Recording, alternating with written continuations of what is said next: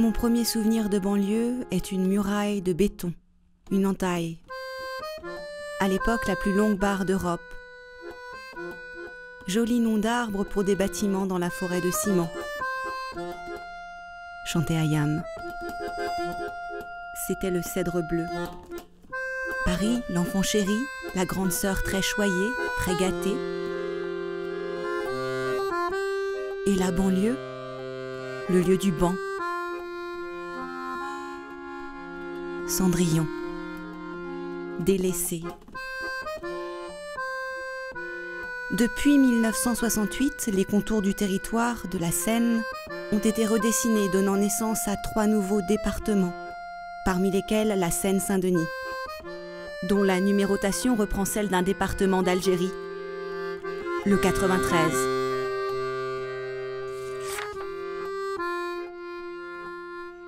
Donc ici, la photographie d'une carte du département de Seine-Saint-Denis. C'est un département de création récente puisque cela a été décidé en 1964 et ça a été mis en œuvre véritablement en 1968. À l'époque, haut lieu industriel d'Île-de-France. L'univers d'école bleue a laissé place à celui d'école blanc. La question de l'urbanisme est la plus cinglante.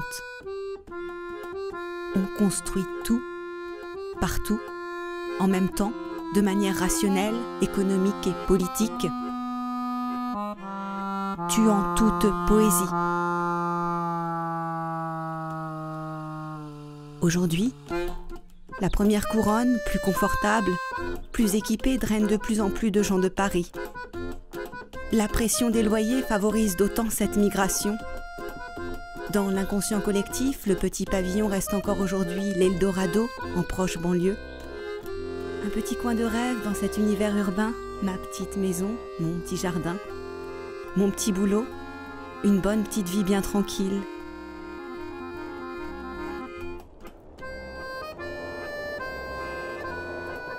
Ces grands ensembles restent dans nos paysages contemporains tels des fossiles. Des urbanistes œuvrent pour que ces dinosaures reviennent à la ville. Ouvrir des brèches, créer des chemins, des traverses, démolir, reconstruire. L'idée est de créer du lien social. Réhabilitation toujours en cours, ségrégation des classes, des âges de tout temps. On ne choisit toujours pas, on est toujours choisi. Mais maintenant, ça prend beaucoup plus de temps. 3000 logements de la Courneuve en un seul bâtiment se transforment en 3000 pavillons, dessinent dans le paysage de nouveaux grands ensembles. Mais à plat. Ce terrain laissé aux promoteurs et non plus à l'urbanisme public standardise la banlieue.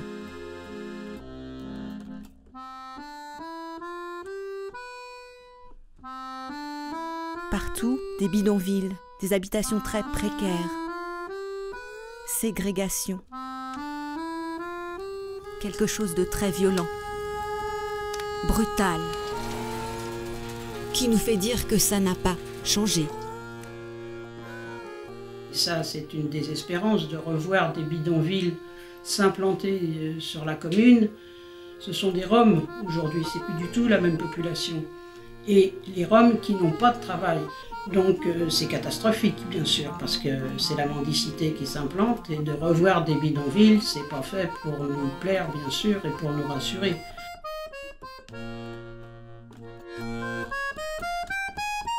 Lorsque la végétation perd son panache, des camps de fortune apparaissent le long des axes de circulation. Quelque temps plus tard, aux mêmes emplacements se dressent des champs de menhirs pour empêcher toute réimplantation. Où sont les gens ?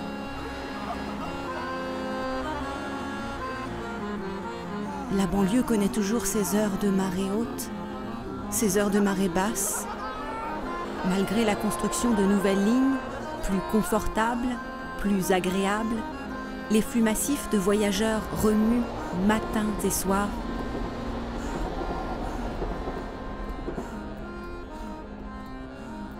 Malheureusement, les pouvoirs publics, les transporteurs, lorsqu'ils mettent un nouveau transport en place, ils ont tendance à supprimer les autres.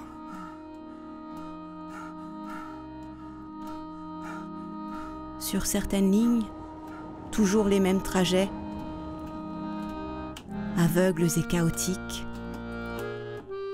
au sein d'une foule serrée et moite.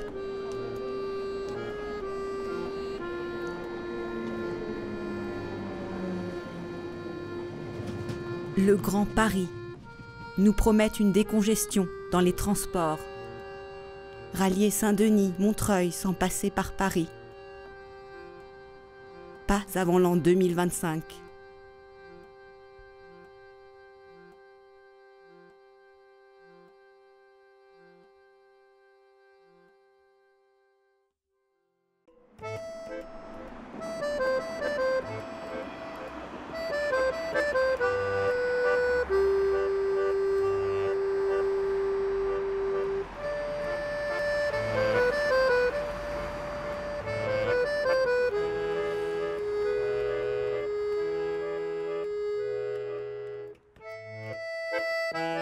Théâtre en dehors de Paris, 0.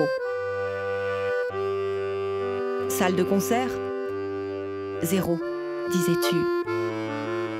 La situation a depuis grandement évolué dans le bon sens sur notre territoire.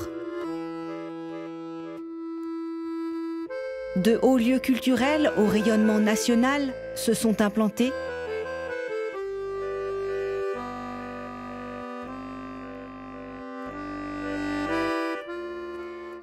Les laboratoires, c'est un lieu, un centre d'art pluridisciplinaire créé au début des années 90 dans une ancienne usine de métallurgie. Les laboratoires d'Aubervilliers sont implantés aux 4 chemins. C'est un quartier qui est situé sur le territoire d'Aubervilliers, mais qui est vraiment un quartier à la croisée de beaucoup de choses, un quartier de passage, un quartier très animé, qui est à la frontière de Pantin et d'Aubervilliers déjà, qui est aussi à la frontière de Paris. Les laboratoires d'Aubervilliers sont emblématiques d'un mouvement qui date peut-être des années fin 80, début 90, d'anciens lieux industriels qui ont été délaissés. Il y a une vraie volonté politique en France pour créer les scènes nationales, notamment les scènes de théâtre nationales qui sont très bien implantées en banlieue. Il y a la commune à Aubervilliers, il y a également au théâtre Gérard Philippe à Saint-Denis.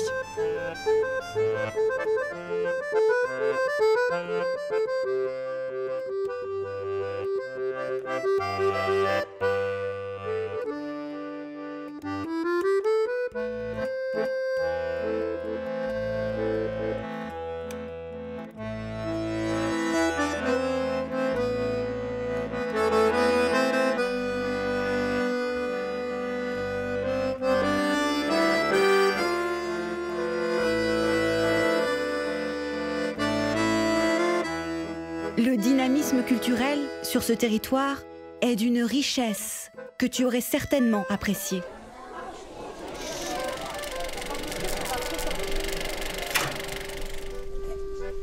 Le cinéma, depuis un peu plus d'un siècle qu'il existe, voilà, c'est transformé, n'est pas resté figé. Au départ, c'était un art de foire. Ensuite, il s'est sédentarisé, les salles sont apparues. Il y a eu ces grandes séances, comme elles existaient jusque dans les années 60. Et pour certains, peut-être se souviennent de ce qu'Eddie Mitchell avait fait à la télévision avec la dernière séance. Il y avait encore beaucoup de cinéma dans les banlieues. Il n'y avait pas d'autres équipements culturels à ma connaissance. En revanche, il y avait beaucoup de cinéma qui s'appelait le Celtique, le Capitole, le Pacifique, le Triomphe. Paradoxalement, le cinéma de quartier, seul volet culturel évoqué dans ton film, a disparu, transformé en supermarché. J'ai pas connu le palace en activité, mais en revanche, on voyait encore la carcasse du cinéma. On voyait même encore écrit palace, mais ça avait été transformé en garage. Aujourd'hui, c'est la nouvelle mairie.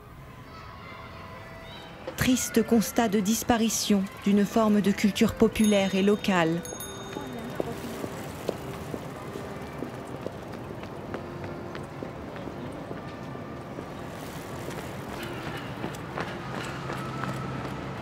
La banlieue s'urbanise.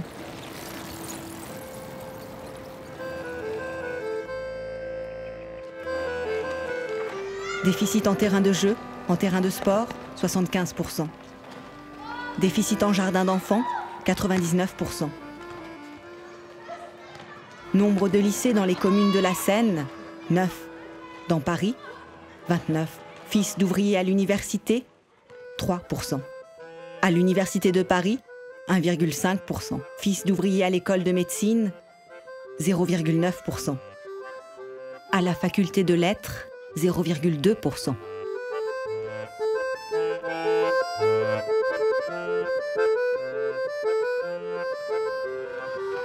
De nos jours, le bilan statisticien s'est considérablement amélioré.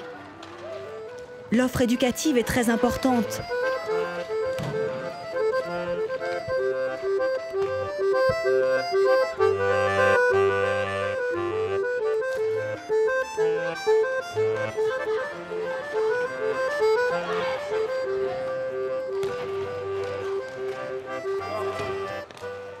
Piala pense que ce territoire de banlieue est un territoire sans identité. Et finalement, l'idée que nous essayons de développer au service éducatif, tous les services éducatifs et toutes les activités éducatives du 93 le proposent et le montrent, c'est qu'il y a une myriade de projets culturels, éducatifs dans ce département. C'est ce que nous essayons de montrer à travers un atelier que nous proposons sur l'espace proche. Nous travaillons sur des cartes de l'ancien département de la Seine. Donc l'élève fait un travail de recherche sur les noms des rues, sur les informations qu'il peut trouver sur les cartes, et ce qui permet aux élèves de voir comment ces villes ont évolué.